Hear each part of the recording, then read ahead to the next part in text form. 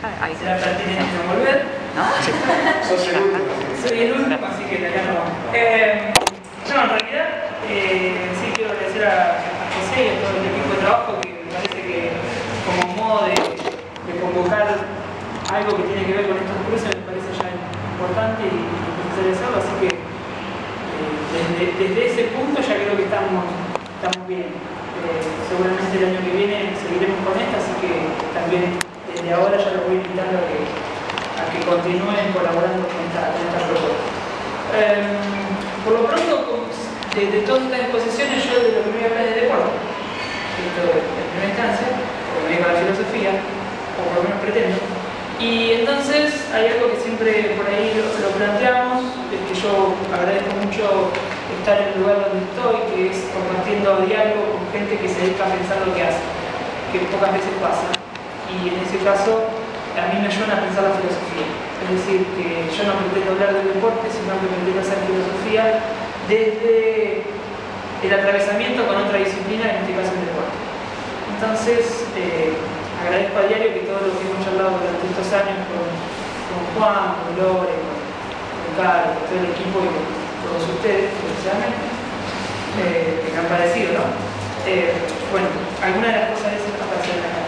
Yo básicamente había planteado 4 puntos, solamente voy a leer creo que uno. Y tiene que ver con una mirada desde el agón, algo que hemos charlado, y en realidad casi todo este escrito va en parte dedicado a Juan por ese tipo de discusiones que hemos tenido. Voy leyendo párrafos al azar, esto es más denso, así que el cuerpo es el problema que aquí fuerza a pensar el deporte y también en la filosofía. No se trata de pensar una filosofía del deporte, en tanto parte del gran grupo histórico y jerarquizante de filosofías genetivas o genéticas, sino de buscar esos cruces y transversalidades que provocan un pensamiento filosófico desde el deporte y a su vez una intervención deportiva sobre la filosofía. Entonces, como pretenciosa ambición de este trabajo, tal vez en algún momento se pueda hablar de atletismo conceptual. Ese va a ser el último punto, el atletismo conceptual. Si hay algo que quiero rescatar del trabajo de Gianni es esta idea, bueno, y en parte después que Maxi lo mencionó, es esta idea de cuerpo como territorio último de batalla. Con respecto a estos cruces que hemos trabajado mucho, y quiero citar a Gabriel Moyano, donde ella, explícitamente habla del campo de batalla como algo que va más allá del cuerpo, porque en realidad también el cuerpo se compone más allá de la corporalidad orgánica con la cual estamos habituados a trabajar. Y entonces les voy a proponer que en esos cruces siempre hay devenires. Entonces voy a decir que hay un devenir filósofo del atleta, así como hay un devenir atleta del filósofo. Entonces no estoy diciendo que el deportista se debe dedicar a la filosofía para poder pensar el deporte, ni estoy diciendo que el filósofo se dedica a hacer deporte para poder pensar filosofía. Hay devenires.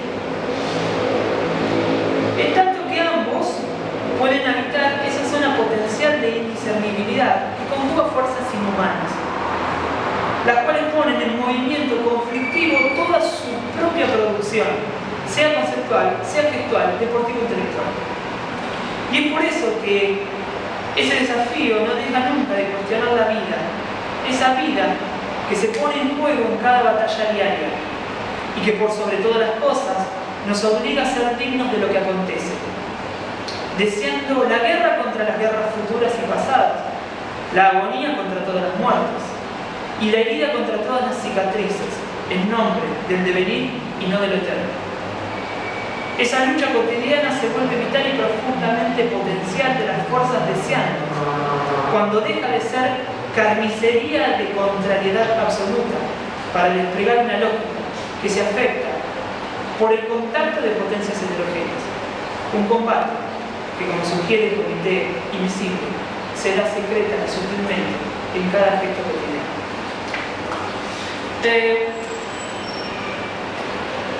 En realidad, hay acá una distinción que la voy a comentar brevemente, pero está puesta. Es plantear que muchas veces, a partir de de esta idea de confrontación se ha establecido una idea de Agón que tiene que ver con la eliminación del otro. Si es confrontación, pero esa confrontación, en este caso, como lo voy a plantear, es una lucha entre, el entre es una lucha de potencias. Quiere decir, confrontar con el otro a mí me potencia, y potencia al otro. ¿Sí? Entonces, hacer hincapié en eso no es hincapié en la eliminación del otro para poder existir. Eso es un planteo demasiado, digamos, simple para lo que está expreso. Por eso, en algún sentido, sirve hablar de la disrupción. Hice una pequeña disrupción acá en el planteo, que tiene una disrupción con la educación. Entonces, digo, habría que revisar temerariamente la impronta contemporánea de la educación como acompañamiento. Una forma casi pastoral de reducir el rebaño a la salvación colectiva. Un poder pastoral, es decir, Foucaultiano, que obliga a las fuerzas activas en plena debilidad reactiva, y diría yo, casi recreativa, por ofrecer otro toque nietzscheano. El mandamiento inclusivo actual reza hacer hablar, por el simple efecto de participación. Pero esto invalida la riqueza de la presencia como acción sensible, que interviene desde la pluralidad afectiva, de lo que no se expresa en los discursos limitados a palabras. Tal vez, por haberse excedido durante tanto tiempo en la idea de confrontación en las antiguas pedagogías monárquicas del docente moralista y enciclopédico, hoy no podamos vivenciar la potencia creadora del combate, como una lucha que incrementa fuerzas activas, y mejor aún, nos fortalece para no huir ante lo nuevo. Dos preguntas. ¿Qué pedagogía que aspira a emancipar hace de lo nuevo un objeto inaccesible y temible a los sujetos? ¿Qué docente que busque libertad le negará la intensa experiencia de vivenciar lo nuevo como una zona profunda para el ejercicio agónico de la autonomía a sus aprendices? La guerra, por lo sensible, se despliega precisamente en ese contexto hostil, donde se requiere tramar un tejido ético resistente a lo que Nietzsche denominaba la despreciable especie de bienestar que produce el aparato del Estado, hoy neoliberal, y que captura toda la sensibilidad volviéndola domesticable. Una especie de resistencia ética que permite afirmarse contra los embates reiterados de la intemperie. Arremetidas insistentes que banalizan cualquier práctica, esto va a ser. Por ello, lo complejo es no dejarse doblegar por tales artimañas. Basta de gotita. Y comenzar a sostener secretamente una idea, una práctica, un gesto, amorosamente entero.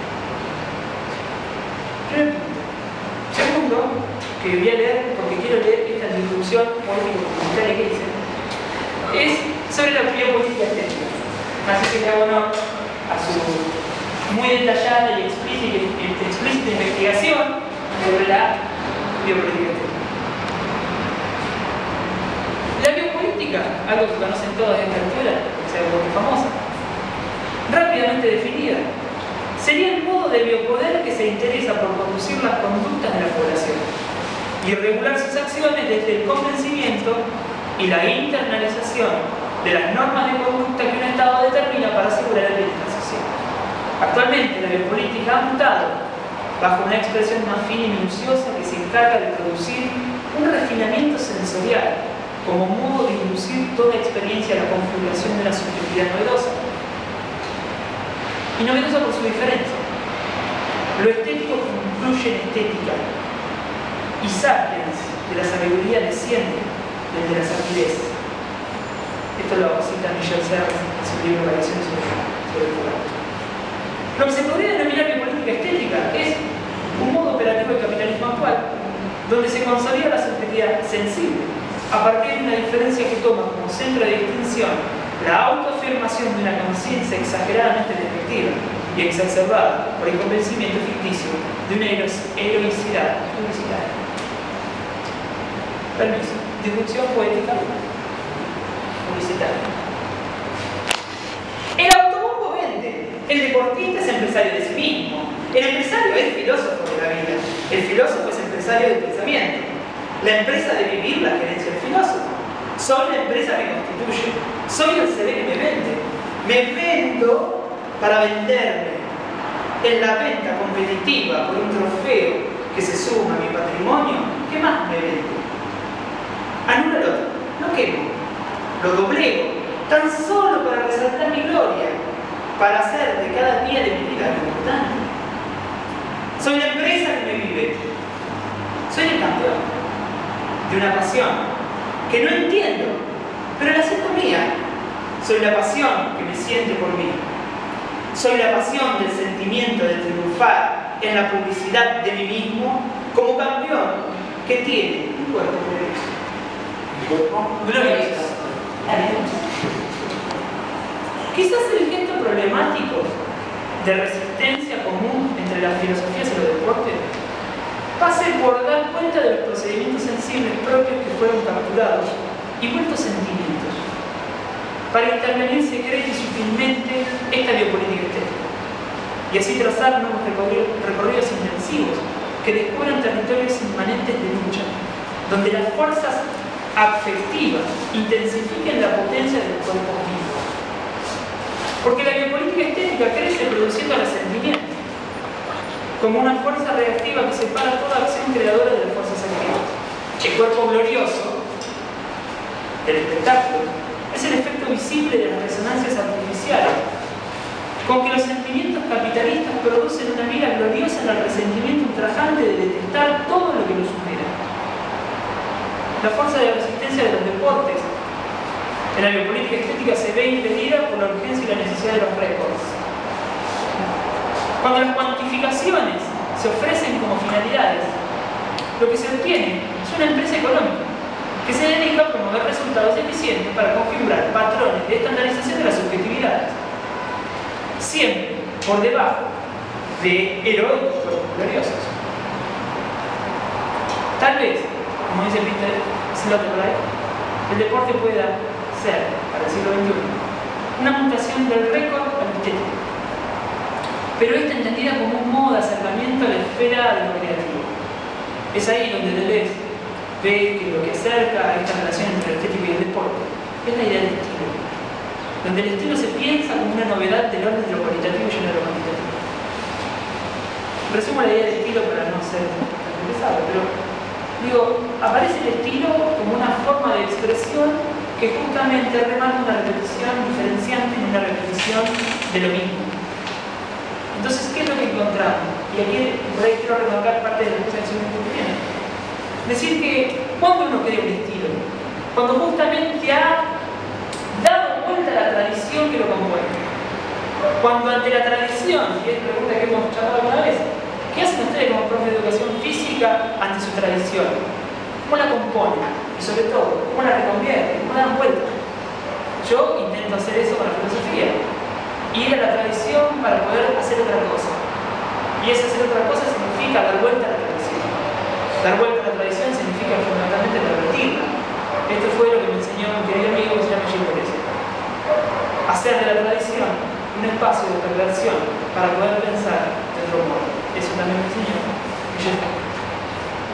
En ese sentido, digo, hay algo que tiene que ver con la presencia de los cuerpos vivos y de la inmanencia con la que uno compone la relación a la hora de poder pensar la vitalidad y el afuera de la estructuración de esas relaciones que nos componen a diario. En ese sentido, es que digo que los deportes nos pueden llegar a... Digo, los deportes, acá pienso en deportes, porque seguramente en el juego, seguramente en la naturaleza, que son 4 puntos que bien Marco Yanina, digo, la gimnasia, nos pueden posibilitar en algún sentido desmontar este tipo de relaciones prefijadas. Por eso quizás la investigación que vos estás haciendo tenga que ver con ese tipo de intervención insurgente con respecto a la estandarización de una subjetividad que viene ya, en la mayoría de los casos, prefijada. El tercer punto, que lo voy a dejar casi diría de lado, tiene que ver con la gimnasia del arlequín. Así que, pero no voy a hablar de eso. Quiero hablar de lo último, brevemente y terminando. Estamos bien, igual, voy a hablar de la gimnasia de la película. ¿Te gustó la gimnasia de la película? Yo pensando en Caro hubiera protestado. Sí. Si no hablabas de la gimnasia del atletismo. Hablo de la gimnasia de la pequeña. Soy interesante. Bueno, lo leo. El cuerpo posee un sistema de producción conceptual que tiene como a priori un aparato sensorio y motor que sirve de esquema de percepción. La existencia del movimiento se hace imprescindible en el proceso de descubrimiento de lo corpóreo. Por eso, el conocimiento cinético habilita la percepción de una velocidad más íntima que se expresa en la densidad de la lentitud. Se expresa pluralmente entre los intersticios de un movimiento no orgánico que desarma los esquemas regulares de lo sensorial. Esa lentitud marca la espesura de la complejidad de un movimiento que ya no es sobre el espacio, sino sobre el tiempo cualitativo de las intensidades. Un cuerpo gravitando sobre sus mínimas afecciones. Aquel que hace malabares ve más lento el movimiento de lo que nosotros vemos dinámico. Lo ve más lento porque está adelantado y es lo que él percibe, la afectividad de ese gesto, que tiene que ver más con este movimiento denso y complejo que la dinámica sensorio motor que nosotros vemos. Y sabe que igual le pasa lo mismo, ¿no? Sí. Lo que quiero decir es que aquel que está implicado con la corporalidad tiene una percepción de conocimiento cinético que es mucho más compleja que aquel que la percibe no implicando su cuerpo. Con esto estoy defendiendo que la educación física en la escuela es fundamental antes que cualquier otra de las disciplinas. Sí. Por eso Es una de las primeras formas de comunicación, ¿no? El movimiento, antes. Claro.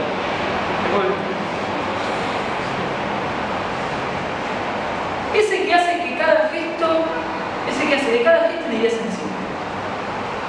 Tal vez un conocimiento cinético se presentaría en la ruptura de los esquemas asociacionistas entre el sentimiento y el movimiento, entre el movimiento y el órgano. El gesto deja de representar, o en todo caso, es representación diferencial del conflicto, de alteridades que subyacen en las cavidades de un movimiento. Estoy diciendo, esa inteligencia corporal nos habilita a poder percibir el conflicto, la lucha, el agón de las intensidades que no vemos en una dinámica motor.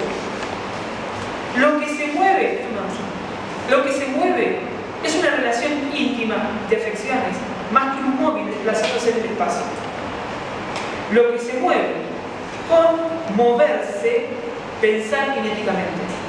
Podría ser una exploración anónima, como consciente, donde se trate de rasgar todo plano corporal de significancia cultural y simbólica, con un gesto impregnado de huidas, y vaciar el cuerpo, el sentido, desprender sus seguras cavidades, certezas y puntos de apoyo, sus sostenidas firmezas.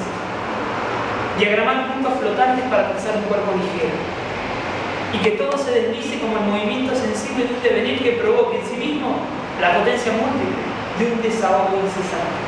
Esto es lo que hace la película. En el teatro, en la comedia del arte, el Arlequín formaba parte de ese tipo de gestos. Desmontaba las relaciones ya prefijadas, aparecía y daba vuelta a las relaciones. Era aquel que interrumpía la continuidad. Entonces digo, el último gesto. Si, como dice Michel Serres, el cuerpo se encarga de comprender por su propia memoria, por ese aprendizaje arlequinesco, de danzas fluctuantes con el mundo, ¿qué sentido tiene dar prioridad a las explicaciones que inundan una clara mentalidad de exigencias evanescentes donde todo se pierde por exceso de inconsistencia afectiva? Explicar es un modo de desandar el compuesto entramado de un cuerpo que no por su desmenuzamiento se vuelve más claro, sino que justamente es en su compleja mezcla de heterogeneidades, en su andrógina y plural expresión, donde encuentra toda la potencia del aprendizaje. Por eso Serres entiende el cuerpo como un campo de experimentación sensible que enseña a bifurcarse más que adaptarse a cualquier dirección entendida como natural.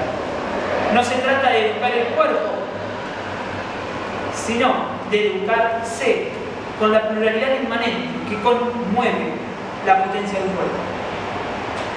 Sin Necesito hacerlo. Pues esta me pareció de esa cita valorable. Los gimnastas y los montañistas enseñan a pensar con el cuerpo de los sentidos unificados en el espacio y en el tiempo, en pluralidad de movimientos. El cuerpo piensa con sus órganos. Las performances musculares, pasionales y amorosas nos apartan de la neutralidad y la especialización de la ciencia. Esto es interesante porque en realidad Michel Serres se dedicó a hacer mucho deporte y sobre todo montañismo.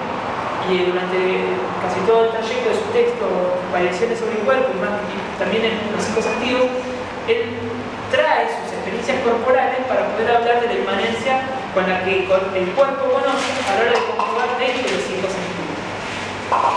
Que además critica la idea de 5 sentidos.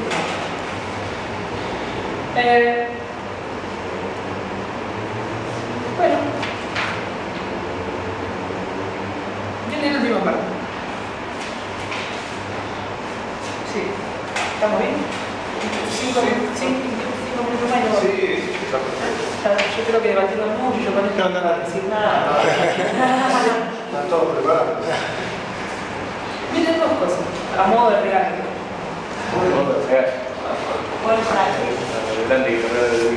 La idea es hablar del atletismo afectivo del concepto. Pero no voy a leer lo que yo escribí, que siempre lo leo. Voy a leer lo que escribió alguien que vale la pena conmemorar. Filósofo argentino llamado Leo Rossetti. Voy a leer un fragmento de él y mi último párrafo para cerrar esta historia.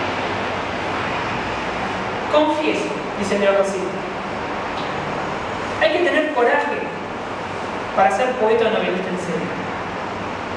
Diría yo, hay que tener coraje para ser profesor de educación física. Por eso quizás uno se dedicó a la filosofía.